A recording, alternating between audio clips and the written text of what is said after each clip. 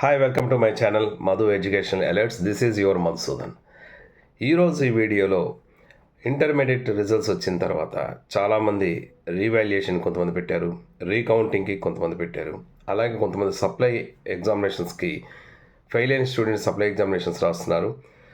అలాగే ఇంప్రూవ్మెంట్ కూడా కొంతమంది మార్క్స్ తక్కువ వచ్చిన వాళ్ళందరూ కూడా ఇంప్రూవ్మెంట్ ఎగ్జామినేషన్స్కి అటెండ్ అవుతున్నారు. అయితే వీళ్ళ ఎగ్జామినేషన్స్ అన్నీ కూడా ఇటు ఆంధ్ర అటు తెలంగాణ రెండు రాష్ట్రాల్లో కూడా ఇంప్రూవ్మెంట్ సప్లై ఎగ్జామినేషన్స్ రెండు కూడా. దీని మీద చాలా డౌట్స్ కామెంట్ బాక్స్లో షేర్ చేస్తున్నారు. అయితే వాటికి సంబంధించి కొన్ని క్లారిఫికేషన్స్ ఈ వీడియోలో మీకు షేర్ చేస్తున్నాను.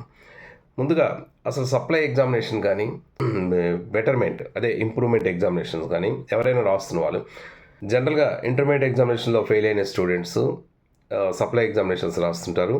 At the same time pass అయిన స్టూడెంట్ కూడా ఒకవేళ మార్క్స్ తక్కువ వచ్చినట్టయితే ఇంప్రూవ్మెంట్ ఎగ్జామినేషన్కి అటెండ్ అవుతారు. అయితే ఇప్పుడు ఈ రెండు ఎగ్జామ్స్కి అటెండ్ అయ్యేటప్పుడు పేపర్స్ అనేవి ఇద్దరికీ సేమ్ ఉంటాయా, వేరేగా డిఫరెంట్గా ఉంటాయని కొంతమంది అడుగుతున్నారు.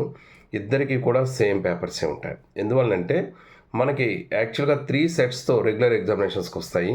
అందులో ఒక సెట్ మాత్రమే మన ఎగ్జామినేషన్స్లో రెగ్యులర్ ఎగ్జామ్స్లో వాడతారు. మిగిలిన 2 సెట్స్ ఉంటాయి. ఈ 2 సెట్లో ఒక సెట్ మాత్రమే ఇస్తారు. ఈ సెట్నే సప్లై ఎగ్జామ్ రాసేవాళ్ళు అలాగే ఇంప్రూవ్మెంట్ రాసేవాళ్ళు కూడా ఒకే పేపర్ని రాస్తారు. సో ఇందులో డిఫరెంట్ పేపర్స్ అనేవి ఉండవు. సెంటర్స్ ఎక్కడ పడతాయి సప్లై ఎగ్జామ్ కానీ ఇంప్రూవ్మెంట్ కట్టేటప్పుడు? మేము గతంలో రాసిన సెంటరే పడుతుందని చాలామంది అడుగుతున్నారు. కానీ సెంటర్ అనేది మాత్రం మ్యాక్సిమం చేంజ్ అయ్యే అవకాశం ఉంటుంది. ఎందువల్లంటే జనరల్గా రెగ్యులర్ ఎగ్జామినేషన్స్ ఇప్పుడు ఒక 10 సెంటర్స్లో రాసిన స్టూడెంట్స్ని సప్లైకి వచ్చేసరికి స్ట్రెంగ్త్ తగ్గిపోవడం వల్ల వాటిని రెడ్యూస్ చేసి ఒక 2-3 సెంటర్స్ అనేవి ఇస్తారు సప్లై ఎగ్జామినేషన్స్కి. సో ఆటోమేటిక్గా మీరు ఎక్కడో సెంటర్లో రాసినా కూడా మీకు ఇంకో సెంటర్లోకి రావచ్చు, లేదా మీరు రాసిన సెంటరే ఆ 2 సెంటర్ ఎంచుకున్నటువంటి 2 సెంటర్స్లో మీ సెంటర్ ఉండొచ్చు. సో సెంటర్ అనేది లాస్ట్ టైం ఏదైతే రాశారో అదే సెంటర్ ఎగ్జామినేషన్ సెంటర్ ఉంటుంది అనుకోవడం మాత్రం ఎక్స్పెక్ట్ చేయడానికైతే హోప్ లేదు. ఇక నెక్స్ట్ పేపర్ కరెక్షన్ ఎలా ఉంటుందని చాలామంది అడుగుతున్నారు.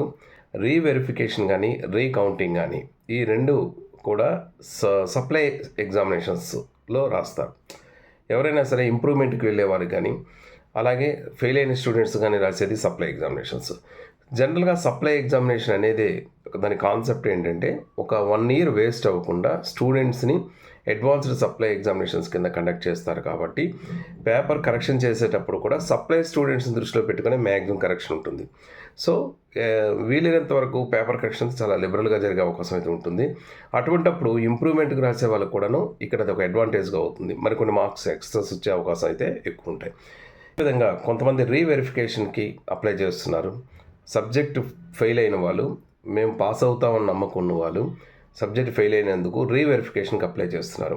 మరి రీవెరిఫికేషన్కి అప్లై చేసేవాళ్ళు సప్లై ఎగ్జామినేషన్ కూడా ఫీజు కట్టాలా లేదా, కట్టొచ్చా లేదా అని అడుగుతున్నారు.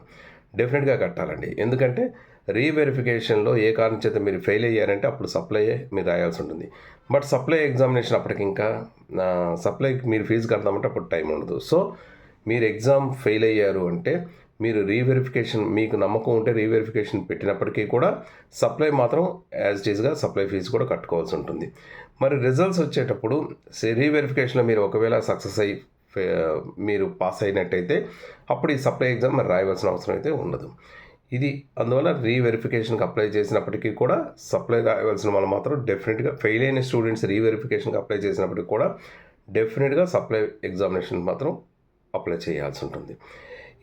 దీనికి సంబంధించి ఇంకా మీకు ఏమైనా డౌట్స్ ఉన్నట్టయితే కామెంట్ బాక్స్లో షేర్ చేయండి. తప్పకుండా నాకు తెలిసిన ఇన్ఫర్మేషన్ మీకు ఇస్తుంటాను. Thank you so much for your watching. This is your Madhusudan. Thank you.